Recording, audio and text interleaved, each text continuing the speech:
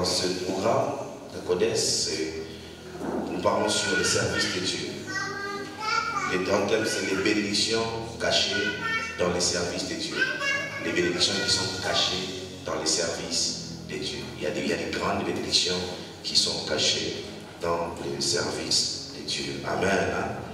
Et l'objectif que nous sommes fixés, c'est d'amener le peuple de Dieu à découvrir comment est-ce que servir Dieu est une très grande source de bénédiction.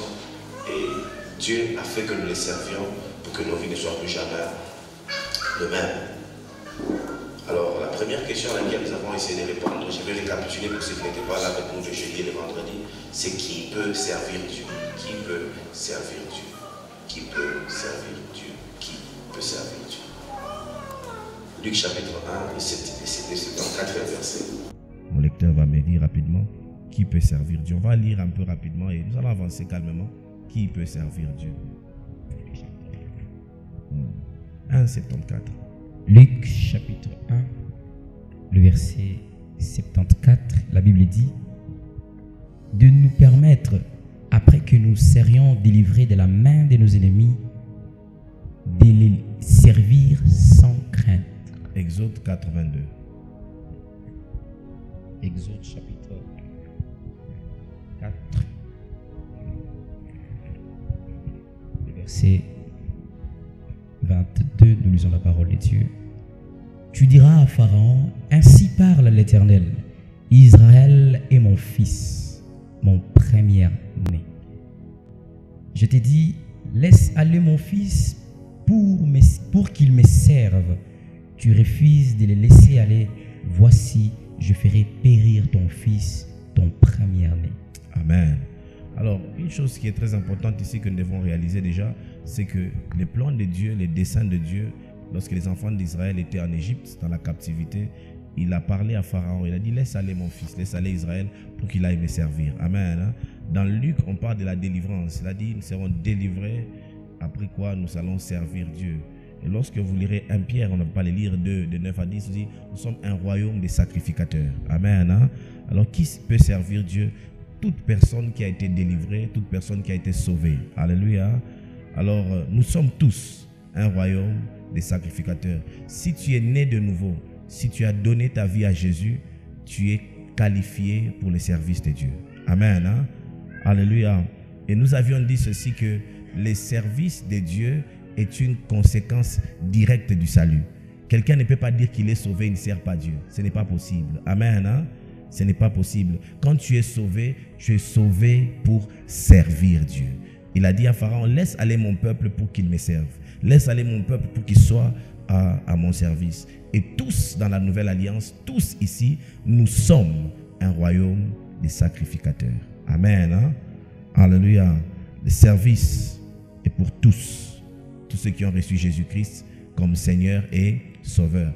Toutes ces personnes sont qualifiées pour être au service de Dieu. Parce qu'il y a souvent beaucoup de gens qui se disqualifient dans les services de Dieu. Ils disent, mais moi je ne suis pas appelé au service.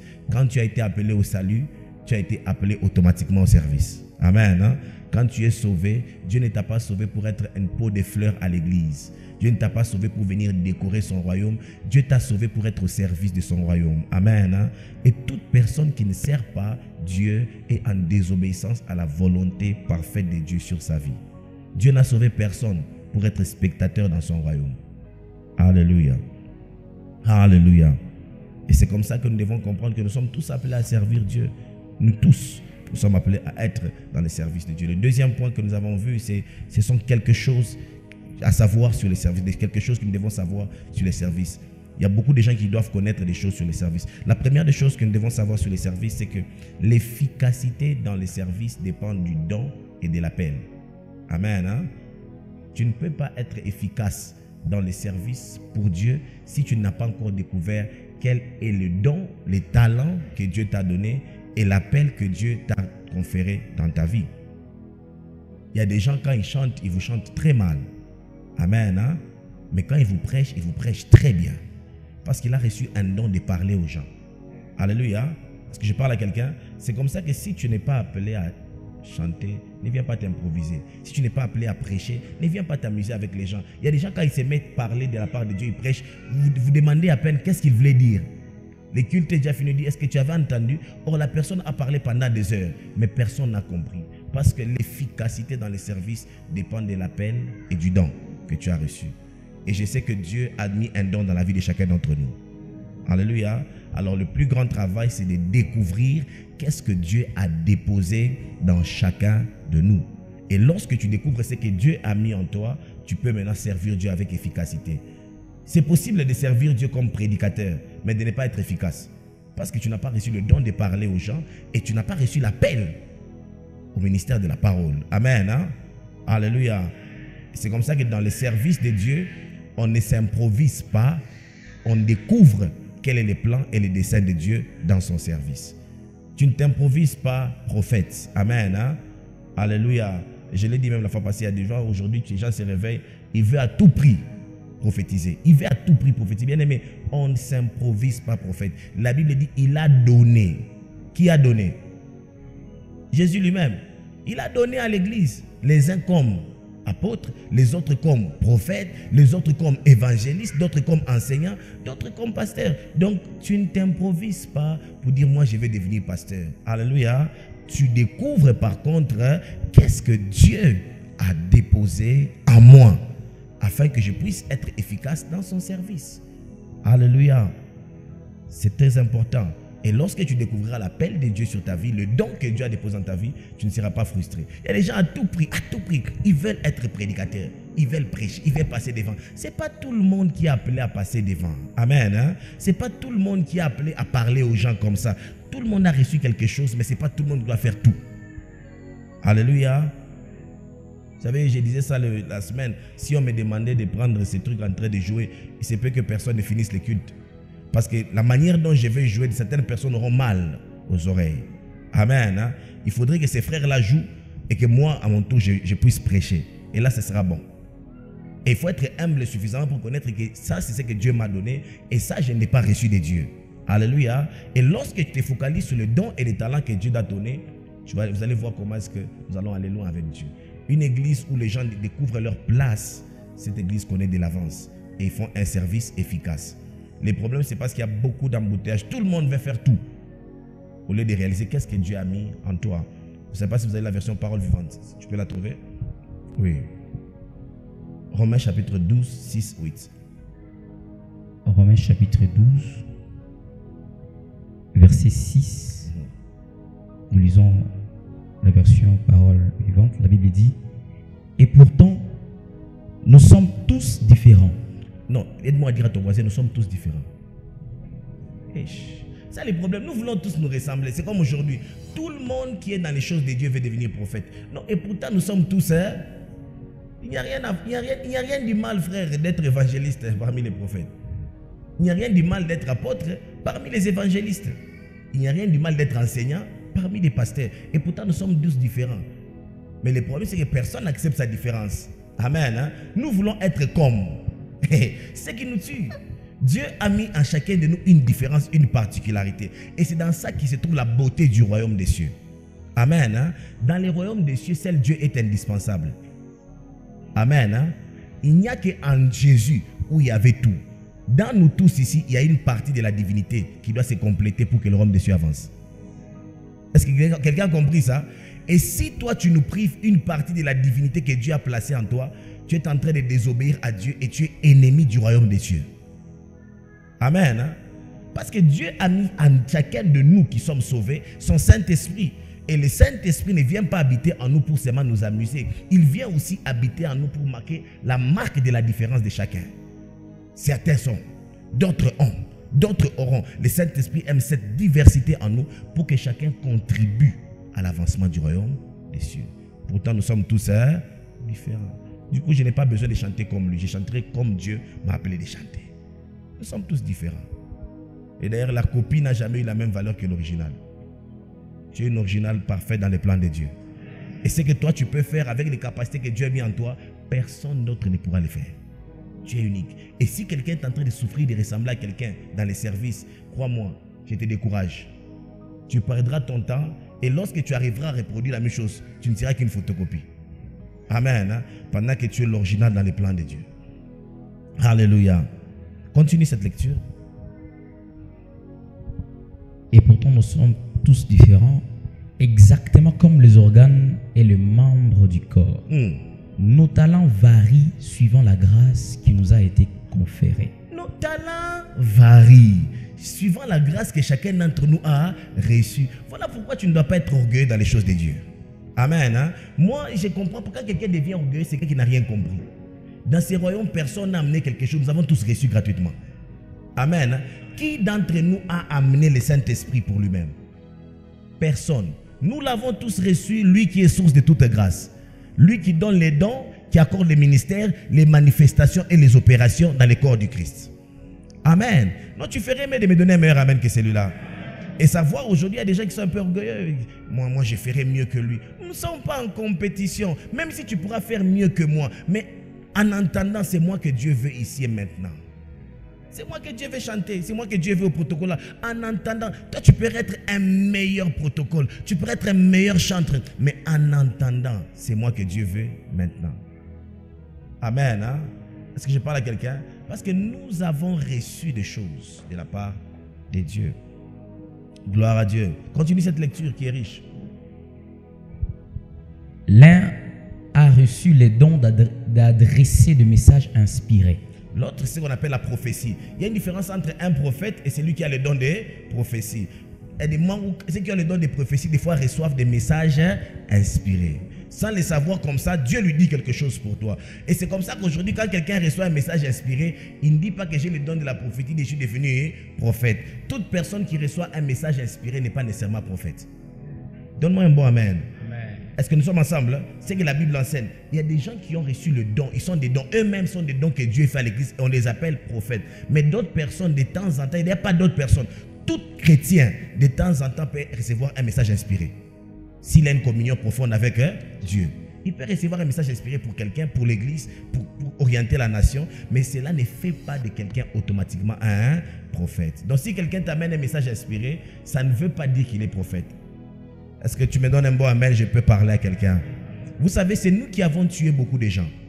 Quelqu'un vient et t'amène un message inspiré, automatiquement tu l'appelles prophète. Et maintenant, il n'arrive plus à se détacher de ses noms. Il va se tuer, maintenant en commençant à inventer des choses qu'il ne voit pas. Et le problème et le danger avec la prophétie, c'est quoi? Lorsque je te parle des choses spirituelles, est-ce que tu les vois? Non. Tu ne les vois pas, non? Mais tu es obligé de les croire. Le danger, c'est que tu risques de continuer dans la mauvaise direction lorsque tu as été affecté ou bien tu as été devant un mauvais prophète ou un faux prophète. C'est comme ça que la vie de beaucoup de gens a été détruite. On t'a vu dans une assemblée, frère, tiens-toi debout. Quelqu'un qui n'était même pas appelé de Dieu. En fait, quelqu'un l'avait dit un jour, tu es prophète, et il a pris ce nom. Et il dit, frère, Dieu t'a appelé au ministère. Ses frères s'attachent au ministère. Après 20 ans, il ne voit rien. Il souffre toute sa vie. Et puis il dit, un prophète m'avait dit. C'est comme ça que c'est un ministère très dangereux. Aide-moi à dire à quelqu'un, c'est dangereux. Parler de la part de Dieu, ce n'est pas une blague. Amen. Hein? C'est question de vie des gens. Ce n'est pas s'amuser. Faites attention qu'on est en désordre. Voyez ce que Dieu vous montre. Et dites ce que l'Éternel a dit. Est-ce que nous sommes ensemble? Parce que c'est une question de vie. C'est une question de destinée. C'est une question d'accomplissement des desseins de Dieu dans les familles, dans les vies des gens. Amen. Hein? Et je suis en train de parler aussi à l'église. Vous qui avez l'habitude de recevoir des prophètes dans vos maisons, de vous faire consulter à tort et à travers. Amen. Hein? Même quand tu as un bouton, tu veux une consultation, c'est dangereux. Aide-moi à dire à ton voisin, c'est très dangereux. Tu as le Saint-Esprit, tu as la parole de Dieu. Pourquoi vous êtes tenté de souffrir? Mais en fait, tu as quel problème avec Dieu pour que Dieu ne te parle pas? Non, dis-moi. Tu as quel problème avec Dieu pour que Dieu ne te parle pas? C'est comme des enfants à la maison. Quand tu apprends avec maman, tu envoies ton frère, non? Maintenant, toi, tu as quel problème avec Dieu? C'est comme ça que vous avez beaucoup de problèmes. Il vient, vous amène à gauche, l'autre viendra vous amener à droite, et puis vous allez voir, vous allez vous retrouver au milieu du village. Amen. Hein? Mais j'aimerais dire à quelqu'un, le Saint-Esprit lui-même vous enseignera toutes choses. Et toute personne qui a reçu la part de Dieu un don, un appel, vous sentirez, en fait, il y a une telle authenticité de l'esprit que vous allez percevoir dans votre être. Et la Bible dit ceci, la prophétie, c'est lorsque vous la verrez, ça s'accomplit. C'est lorsque vous reconnaîtrez que cela vient de Dieu. Ne blaguez pas avec des choses spirituelles. Ce sont des choses spirituelles. Et ça a un impact réel dans les vies des gens. Amen. Tu me donnes un meilleur amen que celui-là. Je suis en train de vous enseigner pour préserver vos vies. Alléluia. Il y a des gens qui sont mariés par prophétie. Vous savez ça, non? les prophètes l'ont levé, je vois ton mariage venir, pendant qu'il n'y avait rien qui venait. Il a seulement senti qu'il devait dire quelque chose parce qu'on l'avait appelé prophète. Et la personne a été obstinée et ça devient quelque chose d'amer et une pilule difficile à boire. Faites attention avec certains dons. Alléluia. Et c'est comme ça que le texte nous dit. Continue la lecture, frère. Oui, continue. Dresser des messages inspirés, que ces paroles découlent de sa communion avec Dieu et qu'elles restent conformes à la règle de notre foi. Que ces paroles découlent de sa communion, pas de son imagination. On est ensemble, hein? Que c'est pas. Est-ce que tu peux recommencer là-bas? On dit si quelqu'un veut te dire j'ai des paroles prophétiques. On a commis à ça, on a fait quoi? Il y a des gens comme ça, il a pitié pour te voir que là j'ai avancé, je vois Dieu te visiter. Non, la Bible dit que ces paroles découlent de la communion avec Dieu, pas de son imagination ou de son désir. Il y a des gens qui, vous savez, des fois j'ai envie de te voir béni, mais c'est pas parce que j'ai envie de te voir béni que je dois te déclarer des choses. Alléluia. Amen. Alléluia. Gloire à Dieu. Tu me donnes un meilleur amen que ça. Vous savez, aujourd'hui, j'étais en train de méditer quelque chose pendant qu'il était là-bas, très calme dans mon esprit, en train de dire à Dieu. Je comprenais beaucoup de choses, surtout sur cette partie. Je vais vous raconter ce que j'ai compris dessus. Vous voyez, nous sommes une église, n'est-ce pas? Amen. Hein? Nous sommes une église, on a une adresse et on est pasteur. C'est-à-dire qu'on a une réputation à garder. Amen. Hein? Est-ce que nous sommes ensemble? Hein? Donc, si je te dis des choses et que ça ne marche pas, ou je te d'oriente, bien j'ai pris des choses pour toi et je te dis que Dieu a dit, et ça ne marche pas, tu sais où revenir. Vrai ou faux? Maintenant, nos amis qui sont sous-joints à Django, donc un meilleur amen, lorsque vous partez prendre des produits pharmaceutiques, des orientations pour guérir vos destinées à Django, dans des montagnes, ou vous racontez un pseudo-pharmacien, qui peut-être, tu ne sais pas si un autre jour tu les rencontreras. Est-ce que je parle à quelqu'un? Et il a donné des médicaments. Il t'a donné des inscriptions, des prescriptions prophétiques. Et puis par après, quand ça te complique, tu rentres à la pharmacie, les pharmaciens. Hein? C'est la vie de beaucoup de gens. Vrai ou faux? Ils sont dans les jungles, dans les montagnes. On a goûté un prophète. Et puis par après, on a pas d'aller chez le prophète à China. Chaque fois, Makuta, chaque fois, Bikwembe. Et puis, on a compliqué. Alléluia. C'est comme ça que j'ai compris que beaucoup des aventuriers ne peuvent pas ouvrir une église stable et d'être là. C'est très facile d'avoir un ministère dans les jungles, dans les montagnes, que de tenir une église où tu as une réputation à garder, un ministère à préserver et à honorer. Dis à ton voisin, ce n'est pas facile. Mais malheureusement, le peuple de Dieu aime d'abord prendre des médicaments mal prescrits. Et quand ça va commencer à venir des maladies, là maintenant on sait qu'on veut venir à l'église, à l'hôpital, au moins il y aura un docteur. Amen. Hein? Mais que ça ne soit pas ta vie. Alléluia. Que ça ne soit pas ta vie. Je ne sais même pas pourquoi je suis entré dans ces choses-là. Mais je vais parler à quelqu'un. Je sens dans mon cœur. Évitez ce genre de choses. Vos destinées connaîtront de grandes maladies. Amen. Hein? Alléluia. C'est l'une des raisons pour lesquelles nous avons une adresse. L'une des raisons pour lesquelles on ne fuit pas. On a un bureau là-bas. Amen. Hein? On parle de la part de Dieu si on doit le dire. Et on est prêt à assumer au prix de notre appel et de notre ministère devant les seigneurs. Gloire à Dieu. Gloire à Dieu. Et le peuple de Dieu apprend ça. Vous savez, beaucoup de gens, ils aiment l'automédication. On a fait tout. On a fait ça qui choix. Ça n'est malaria. On a besoin d'appa. Malaria, bébé. Malaria, il faut un antibiotique et un typhoïde. C'est comme ça, beaucoup de gens. On a fait ça, Dieu. David prophète, faites attention. Ça peut marcher, tout comme ça ne peut pas. Mais l'automédication est très dangereuse. Amen. Continue quand même la lecture. Un autre a le don d'exercer des activités pratiques. Les diaconats. Il se vu confier le ministère du diaconat ou la gérance des biens matériels. C'est le service. Qu'il prenne ses responsabilités au sérieux et serve le frère de tout son cœur. Un autre est doué pour expliquer la parole de Dieu et exposer la doctrine. Qu'il se consacre à cette tâche et qu'il utilise son don pour instruire ses frères. Un autre sait exhorter et consoler. Qu'il prenne fidèlement soin de ceux qui lui sont confiés et que ses paroles leur apportent un réel réconfort. Que celui qui a Dieu, que celui à qui Dieu a confié des richesses matérielles en fasse part généreusement. Qu'il donne en toute simplicité, sans calcul, ni arrière-pensée. Que celui qui est chargé de distribuer les secours soit impartial. Que celui qui sait diriger le fasse avec autorité et zèle. Que celui qui préside les réunions y mette tout son cœur. Si vous visitez les malades, apportez-leur la joie. Si vous exercez la bienveillance, faites-les avec le sourire. Amen. Hein? Ce sont les différents services que nous avons.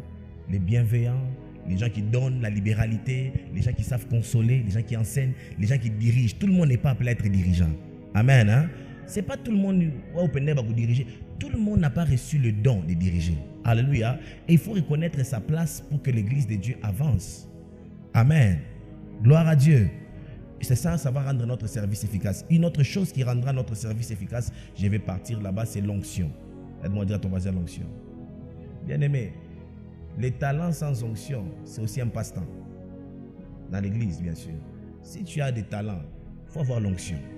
C'est l'onction qui atteint les objectifs de Dieu dans la vie des gens. Amen. Hein? Bien parler ne suffit pas pour transformer les vies. Est-ce que je parle à quelqu'un?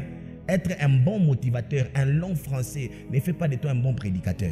C'est l'esprit qui travaille en toi, qui t'amène à atteindre les objectifs de Dieu qui sont spirituels. C'est comme ça que l'onction te rend aussi efficace dans les services. C'est une chose à savoir. Tu ne peux pas devenir efficace dans ton service de diaconat, de protocole, d'intercession, d'évangélisme, même dans la libéralité, si tu n'as pas animé de l'onction du Saint-Esprit. Alléluia. Amen. Je vois quelqu'un désirer l'onction dans sa vie. Et cette onction vient sur toi au nom de Jésus. Alléluia. Quelques mauvaises conceptions sur les services. C'est une récapitulation. Comment est-ce que les gens pensent mal? Les mauvaises conceptions sur les services. Première mauvaise conception, servir Dieu c'est un fardeau. Les gens comme ça, quand tu dis que tu vas servir Dieu, ils croient que c'est un fardeau. Amen. Hein? J'aimerais dire à quelqu'un, servir Dieu c'est un privilège. J'ai donné cette illustration que je vais vous donner. Vous savez, il y a des gens qui partent à la présidence, qui reviennent, qui ont même les cartes d'accès. Et quand tu lui demandes, tu fais quoi? Il dit, je travaille à la présidence. Vous savez ça? Mais lorsque tu pars chercher très bien, et il va te dire que là-bas, ce n'est qu'un laveur d'assiettes. Ou encore là-bas, la présidence, il est peut-être, il arrange la pelouse. Mais il est travailleur à la présidence. Quel privilège! Alléluia! De la même manière, toi et moi, nous sommes travailleurs du royaume des cieux. Ce n'est pas un fardeau que de servir Dieu. C'est un privilège. Et quand quelqu'un pense que servir Dieu, c'est un fardeau, il n'a rien compris sur les services de Dieu. Amen. Hein? Si tu penses que servir Dieu, c'est un fardeau, tu n'as rien compris. Dieu est grand, Dieu est glorieux. Dieu. Imagine-toi le Dieu tout-puissant. Il t'appelle toi comme tu es là pour le servir. Toi, tu peux dire que moi, je sers Dieu. Amen. Hein? Certains d'entre vous, vos grands-parents ne connaissaient pas Dieu. Vos parents ne connaissaient pas Dieu. Mais Dieu t'a assez révélé à toi et t'a accordé la grâce que toi, tu les serves. Amen. Hein? Quel privilège. Toi, tu peux dire, nos grands-parents ont servi des ancêtres, ils ont servi des statuettes. Et nous avons la grâce de servir le Dieu vivant.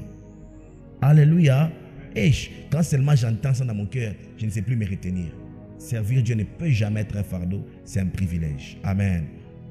Deuxième mauvaise conception. Certaines personnes pensent que servir Dieu, c'est passer ton temps inutilement.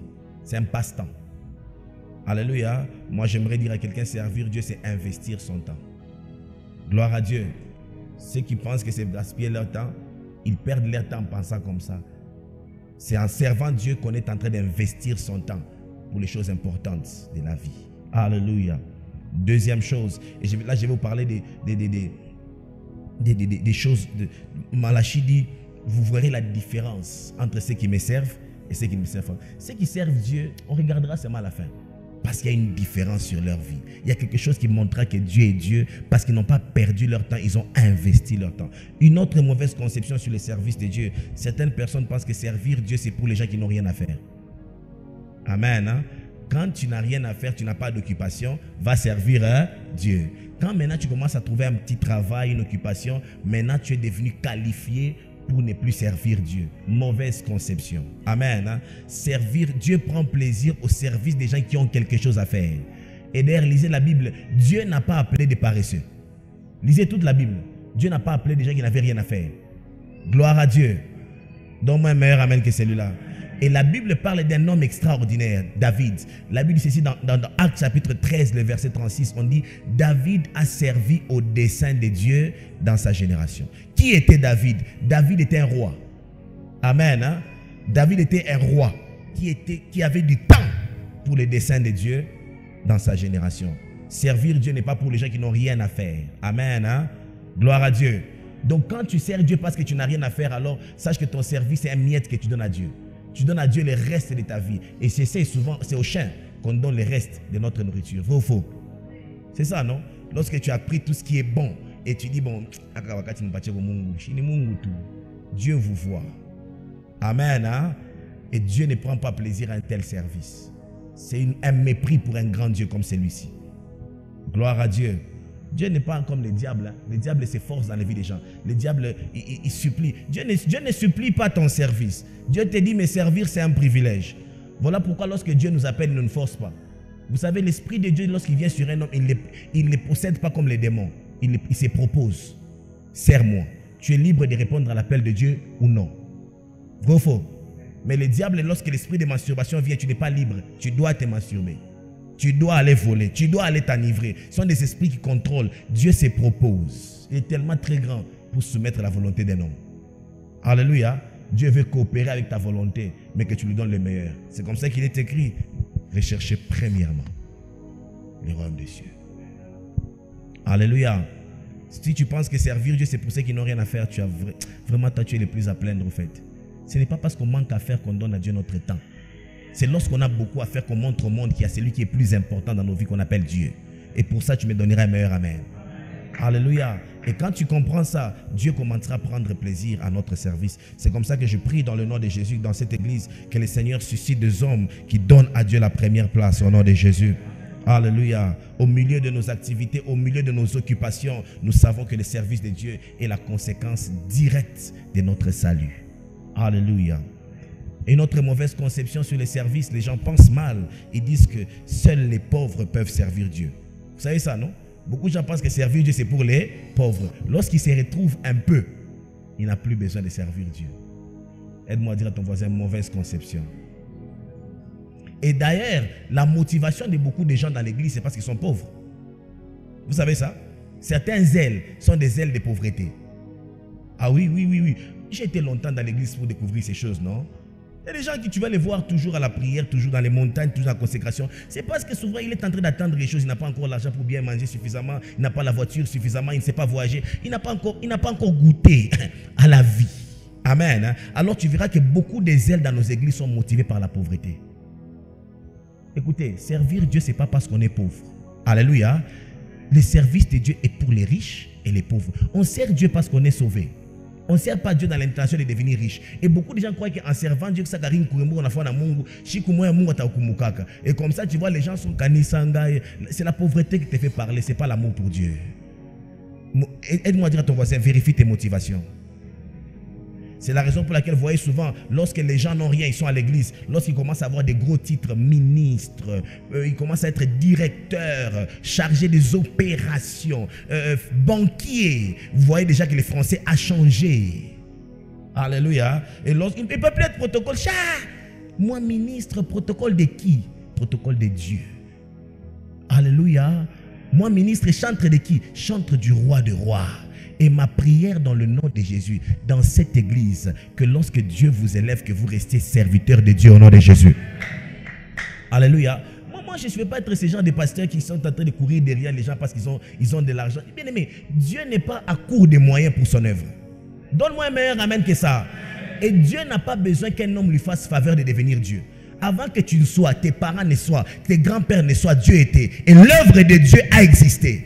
Et l'œuvre de Dieu subsistera après nous. Quel privilège que de bâtir des alliances avec Dieu pour nos enfants.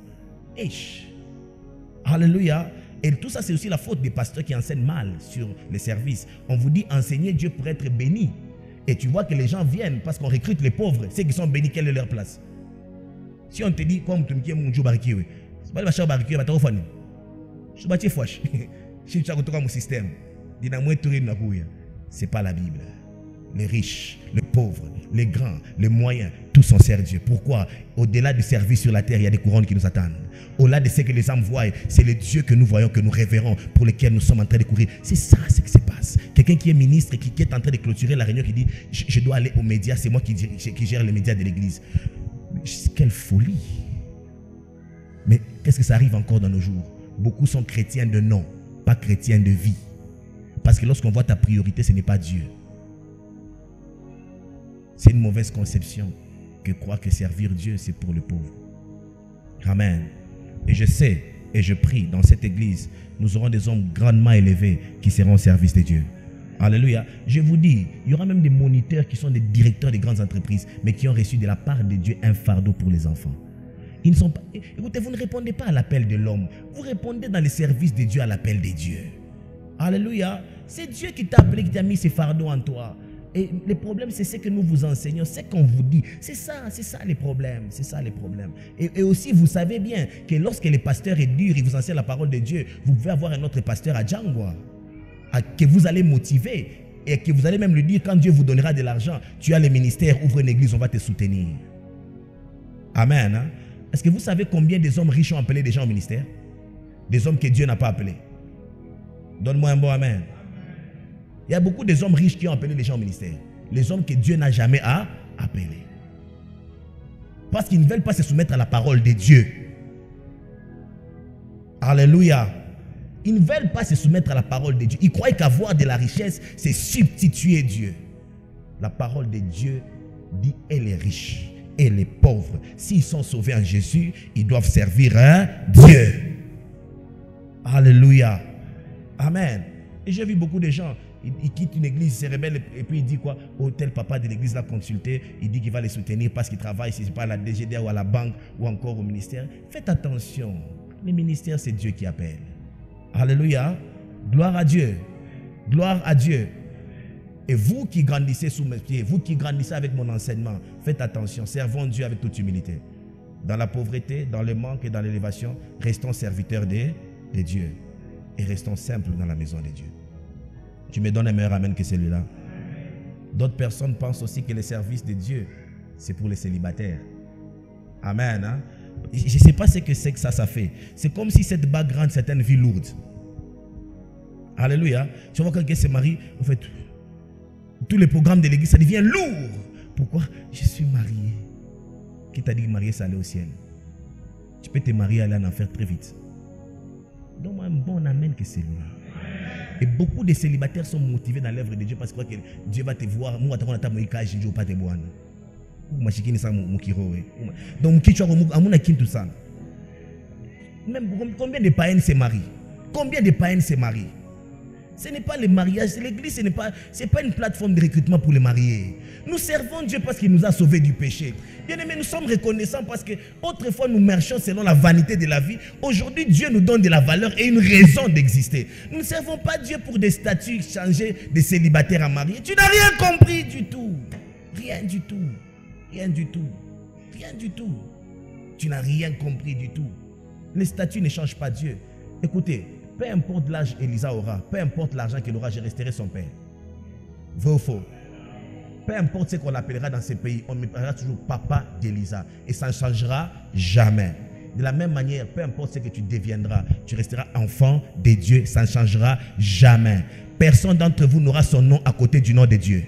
Le nom de Dieu sera toujours au-dessus de ton nom parce qu'il t'a engendré.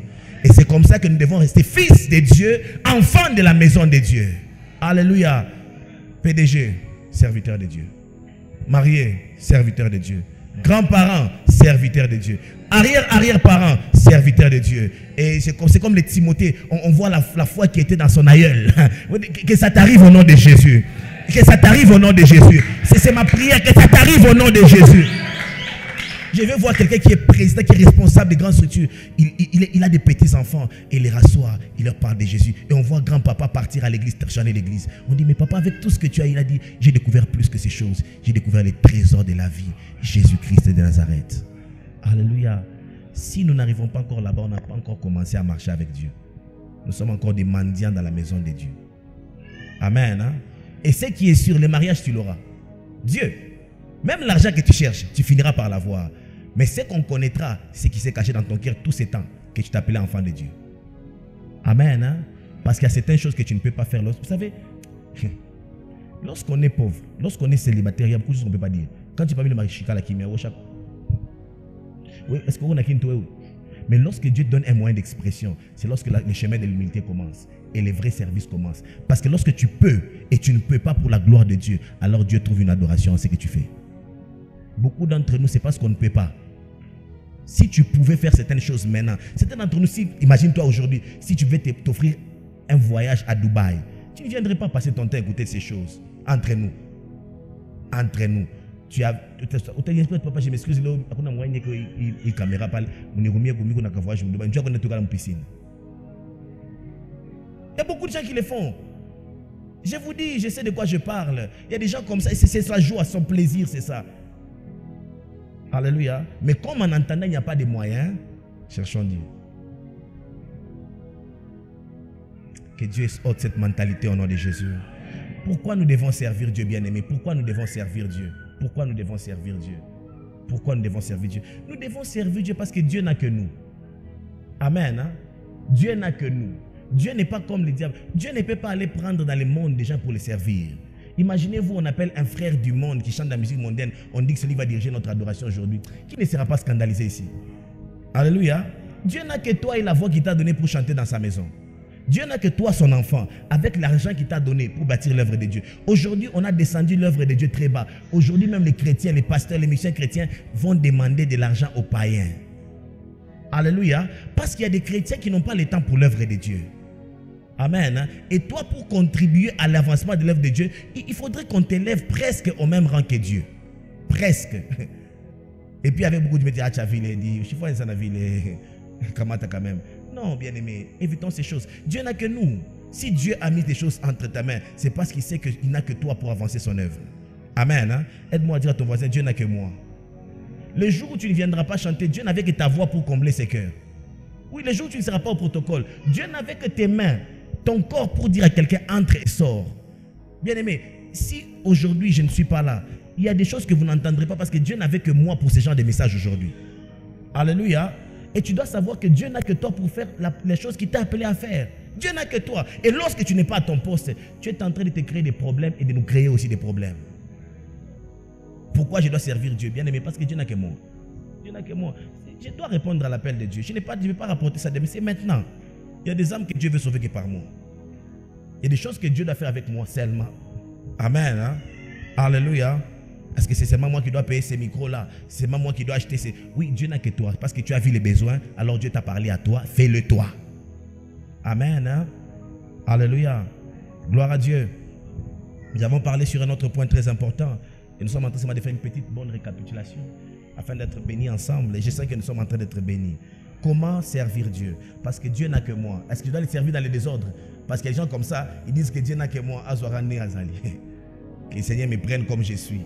Oui, il te prend comme je suis, mais c'est lui qui va aussi te laver pour te positionner. Alléluia. Comment servir Dieu? Romains 1, 9. Nous devons enseigner aux gens la parole de Dieu. Aujourd'hui, il y a des gens qui sont improvisés dans les services de Dieu. Improvisation.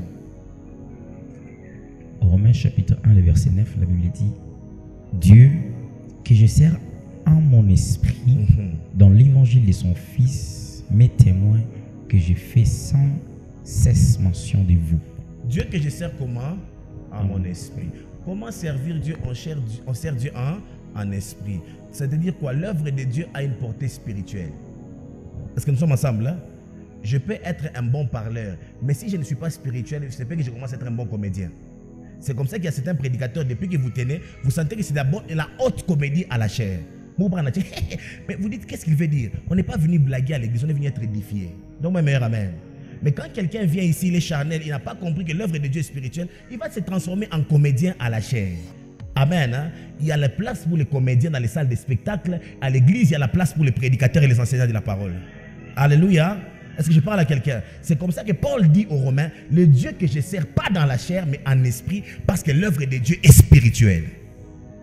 Et le plus grand problème de l'œuvre de Dieu sont les hommes charnels. Amen. Hein? Les hommes charnels sont comme je l'ai dit le dimanche. Tu es à l'église, tu es par exemple à la chorale, tu es au protocole, mi abanyeka ke couliste, mi shimbake. Est-ce que tu es là? Écoutez, les hommes charnels ont besoin qu'on les voie. Les hommes spirituels ont besoin que Jésus soit révélé. Avec ou sans toi, si Jésus peut atteindre son objectif, tu es content. Mais quand quelqu'un est charnel, il croit que c'est sa présence qui fait la différence. Pourquoi moi je ne modère pas? Bien aimé, ce n'est pas la compétition. Alléluia. Le plus important que les modérateurs du jour fassent la volonté de Dieu. Tu me donnes un bon amen. C'est comme ça que tu vas voir quand quelqu'un est charnel, il dit bien et puis il commence à entraîner les gens dans son mouvement. Pourquoi? Parce que lui, c'est lui qu'il voit. Il ne voit pas les intérêts du royaume des cieux. Il ne voit pas les dommages qu'il va créer dans le royaume des cieux. Je te vois devenir spirituel au nom de Jésus. Alléluia. Paul a dit, moi je ne sers pas Dieu dans la chair. Je le sers en esprit. Je comprends que l'œuvre de Dieu est spirituelle. Alléluia. Alléluia. Tu me donnes un bon amen. L'œuvre de Dieu est spirituelle. Comment savoir que cet homme est spirituel?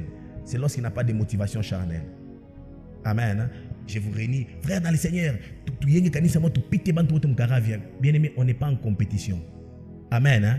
Écoutez, Dieu ne m'a pas appelé avec quelqu'un d'autre pour compétir. Dieu m'a appelé pour accomplir ma mission avec le peuple que Dieu m'a donné. Amen. Alléluia. C'est comme ça qu'un vrai appelé, il a toujours un modèle au ciel. Il ne fait pas les choses parce que ça s'est fait. Il ne fait pas les choses parce que c'est la mode. Il fait les choses parce qu'il a vu. Est-ce qu'on est ensemble? Hein? Alléluia. Les motivations charnelles. On a sentir. On n'est pas en compétition, bien aimé. Le plus important, ce n'est pas qu'ils sentent. C'est qu'on atteigne le but de Dieu, qu'on impacte notre génération. Tu me donnes un moyen, amen. Et les gens, beaucoup de gens ont des motivations charnelles. Et tu vas voir, ils vont se réunir à la chair. Et si je commence à être dans la chair, vous allez voir beaucoup de gens venir offrir ici. Vous savez ça?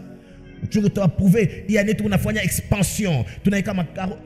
Tu vas prouver. C'est la chair, bien aimé. Dis à ton voisin, c'est la chair. On n'a rien à prouver à quelqu'un. On a un Dieu à servir et à honorer. Amen. Hein? Si tu dois faire quelque chose, c'est parce que tu le fais pour la gloire de Dieu. On n'a rien à prouver à quelqu'un, bien aimé. Il n'y a rien. C'est passer son temps en train de vouloir prouver des choses. Oh, quand moi je vais faire ça, je vais le faire mieux que. Dieu t'a appelé toi à faire toi ce que Dieu t'a demandé. Le jour où chacun d'entre nous sera devant le trône de Dieu, Dieu ne va pas te demander de te justifier pour ton frère. Il te dira à toi de te justifier pour ce qu'il t'a donné à toi. C'est comme ça que chacun sera jugé par rapport à ce qu'il aura connu et entendu. Celui qui aura beaucoup reçu, on lui demandera aussi beau. Maintenant toi tu as reçu beaucoup, tu vas te comparer à ce qui a reçu un peu. Ou toi Dieu t'a donné un peu, tu vas te comparer à ce qui a reçu beaucoup. Ou tu n'as pas eu bas. Prêt en banque, on a une banque, il y a des églises comme ça, vous savez. La banque vient y saisir et puis l'homme de Dieu devient ambulant. Parce qu'il voulait faire comme. On ne fait pas comme, on fait parce que Dieu nous a appelés. Et on fait ce que Dieu nous a demandé de faire. Et c'est ce que je veux. Et quand il y a des hommes comme ça dans nos départements, l'église devient spirituelle. On commence à avoir des prières spirituelles. Pasteur, qui vous a dit que j'ai besoin de voyager comme lui? Amen. Hein? Et des gens comme ça, intercession, mouvement, pas qu'à vivre. Non, bien aimé, soyez calme. Seigneur, que ta volonté s'accomplisse sous ton serviteur. Ce pourquoi tu l'as appelé, atteint tes objectifs dans sa vie. Et c'est bon, si Dieu m'a appelé pour Lumbashi, gloire à Dieu, est-ce que aller aux États-Unis, c'est aller au ciel? Il se peut que tu meurs aussi dans l'avion, s'il y a crash. Tu n'y arrives même pas. J'aime Dieu, il est souverain dans toutes ses voies. Tu me donnes un meilleur amen que celui-là? Les hommes spirituels ont une motivation spirituelle et ils atteignent une portée spirituelle de choses. Lorsque les gens sont réunis, ils atteignent l'objectif spirituel de Dieu dans leur vie. Il y a des églises où tu pars, tu quittes, on ne t'a rien dit. Tu rentres, tu restes orgueilleux, tu restes cupide, tu restes oisif dans la maison de Dieu. Parce qu'on n'a pas atteint l'objectif spirituel de Dieu dans ta vie. Le but de Dieu, c'est ta transformation. Dieu veut que tu sois semblable à l'image de son Fils, Jésus-Christ. Tu applaudis très fort pour la gloire de Dieu. Alléluia. Comment encore servir Dieu? Comment servir Dieu? Deuxième point, 1 Corinthiens 15, 58.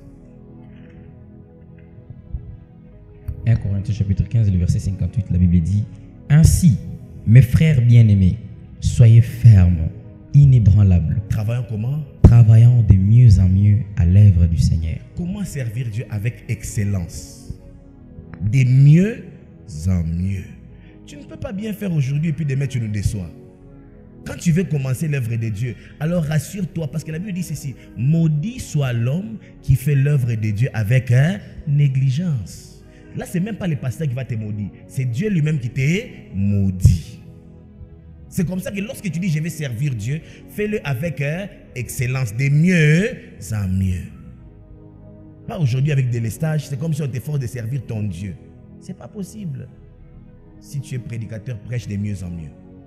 Tu es chanteur, chante de mieux en mieux. Tu es protocole, fais ton service de mieux en mieux. Tu es moniteur, sois moniteur de mieux en mieux. Ne vous attirez pas la malédiction de Dieu pour rien. Tu fais aujourd'hui, demain tu fais mal, après demain tu t'excuses et puis par après tu reviens et puis Dieu voit que tu les négliges. Les services de Dieu doivent se faire dans l'excellence. Amen. Alléluia. Dernier point par rapport à comment servir Dieu.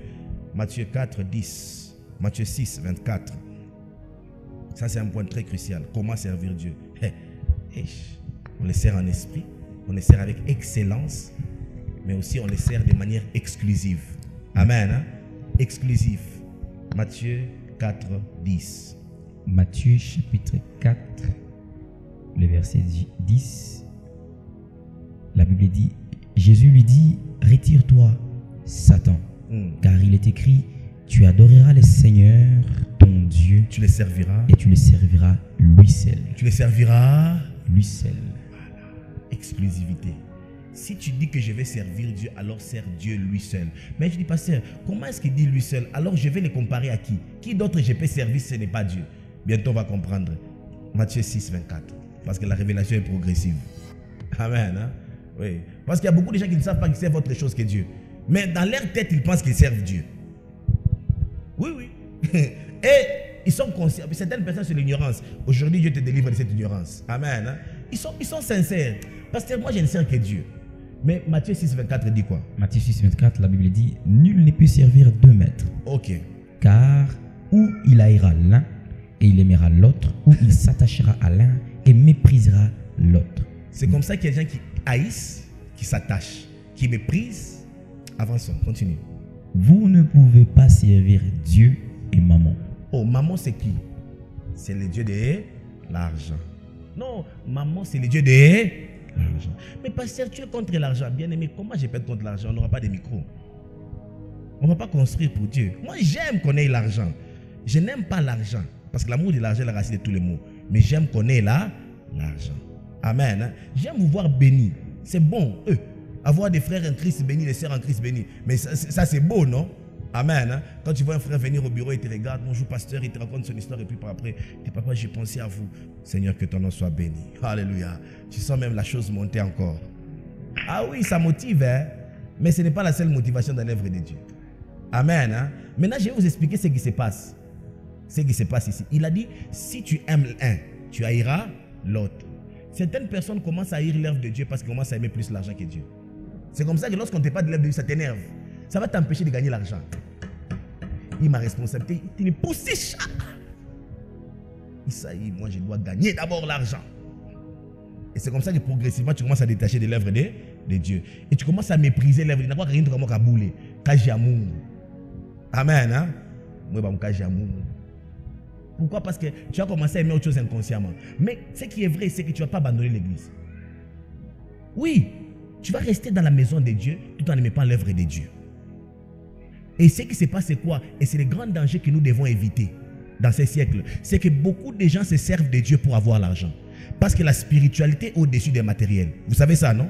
Et nous savons tous que lorsque tu es spirituellement bien positionné, le monde financier, le monde physique, le monde matériel vient à toi. Comme moi, par exemple, j'ai des alliances, mes filles savent, toutes les fois que je suis dans des moments de consécration, j'ai toujours des appels, j'ai toujours des transferts. Il y a des opportunités qui s'ouvrent. Amen. Hein? Parce que je sais que la spiritualité ouvre des finances. La spiritualité ouvre les matériels. Amen. Hein? C'est comme ça que beaucoup de gens viennent à l'église pour se servir de Dieu. Certaines offrandes ne sont pas en réalité des offrandes. C'est un moyen efficace de se servir de Dieu. Amen. L'intention, c'est de se servir de Dieu. Bien-aimés, servons Dieu au lieu de nous servir de Dieu. Alléluia. Servons Dieu au lieu de nous servir de Dieu. Dieu n'est pas un moyen de devenir riche dans la vie. Jésus-Christ est le moyen et le seul chemin pour aller au ciel. Devenir riche, il y a beaucoup de moyens. Oh, est-ce que vous savez ça, non? Au-delà de l'église, devenir riche, il y a beaucoup de moyens. Et si seulement tu commences à te servir de Dieu, tu n'as rien accompli sur Dieu. Est-ce qu'on est ensemble? Hein? On ne se sert pas de Dieu, on sert Dieu. Mais malheureusement, de nos jours, beaucoup de gens se servent de Dieu. Quand la vie devient difficile, ils viennent se servir de Dieu. On n'a pas organisé ça. Tenda et baba. Parce qu'on a ce mot de tenda. Quand on dit seulement le ciel est ouvert. Le ciel est ouvert. Tu vas comprendre qu'ils s'étaient servis de Dieu. Parce que maintenant, la priorité a changé. Je sais que j'ai cherché. Dieu rentre à sa place.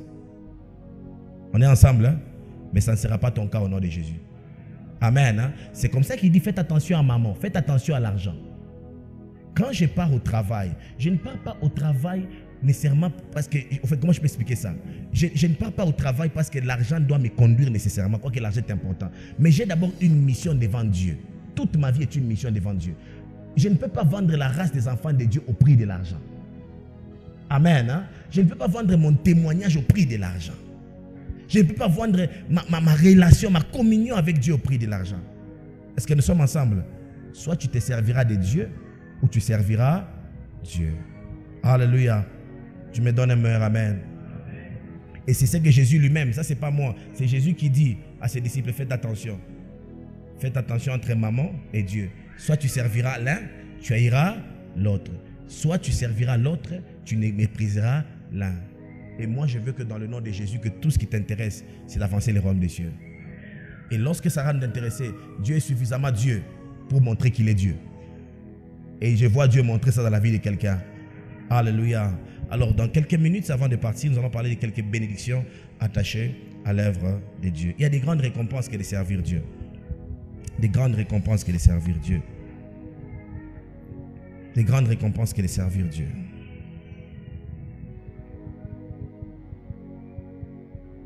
Hébreux 6:10. Donnez-moi juste 10 minutes, je ferai l'effort de clôturer. Hébreux 6:10. Rapidement. Hébreux chapitre 6, le verset 10. La Bible dit: car Dieu n'est pas injuste pour oublier votre travail et l'amour que vous avez montré pour son nom, ayant rendu et rendant encore des services aux saints. J'aimerais dire à quelqu'un, Dieu n'est pas ingrat. Vous avez connu l'ingratitude des hommes, vous ne connaîtrez jamais dans votre vie l'ingratitude de Dieu. Amen. Hein? Dieu n'est pas ingrat. Il se souvient de tout ce que chacun de nous a fait dans ta maison. Est-ce qu'on le fait pour avoir? Non. On le fait parce qu'on l'aime et on l'aime les saints. Amen. Hein? Mais j'aimerais dire à quelqu'un, malgré que nous faisons ça comme ça, désintéressément, Dieu n'est pas un ingrat. Dieu se souviendra de tout ce que tu fais pour lui. Bien aimé, j'ai toujours dit, même si nous les hommes, on n'est pas content de toi, mais Dieu n'est pas comme nous. Et Dieu n'est pas moi. Amen. Hein? Alléluia. Bien aimé, Dieu ne dépend pas de mes émotions pour te faire du bien à toi. Alléluia. Dieu peut te faire mal au cœur. Hein? Si tu as un mauvais cœur, tu peux avoir mal au cœur. Vous savez ça? Parce que tu peux croire qu'à cause de l'onction, Dieu ne va pas bénir d'autres personnes. Dieu va les bénir devant tes yeux. Bien, tu vois ça comme ça. Et ça te fait encore plus mal. C'est comme ça que tu comprends ça. Dieu n'est pas moi. Moi, je ne suis pas Dieu. Moi, je suis serviteur de Dieu. Moi, je peux être content de quelque chose. Mais si Dieu t'approuve, qu'est-ce que moi, je peux faire? Alléluia.